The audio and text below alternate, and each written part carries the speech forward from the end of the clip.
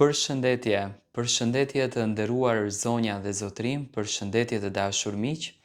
Ja ku po ritakohemi sërish me mua Tirona Lilin, si gjithmonë tashmë në shtëpinë tuaj, në kanalin Monitor TV për të sjellur momentet më të fundit, ngjarjet më të fundit, tashmë nga spektakli që natën e mbrëmshme përfundoi Ferma VIP. Unë e di që ju dëshironi të dini se çfarë po ndodh me ish fermerët tashmë, si kanë festuar ato, si ka qenë nata për to, a kanë bërë fest apo nuk kanë bërë fest në fermë. Megjithatë që do të bëni një fest e quajtur si festa e fshatit, një fest që do të mblidhte të gjithë produksionin të Ferma VIP, që ishte një produksion në fakt goxha i madh, por edhe të gjithë banorët të cilët u bën pjesë e kësaj ferme, këtu përfshirë edhe Arbana Osmanin, Eduard Grishën, opinionistët, të gjithë atë ekip që për 3 muaj me radhë mbërtheu publikun për ekrani, që në fakt publiku ka filluar që të interesohet, të pyeten në qoftë se ka fermë tjetër apo jo.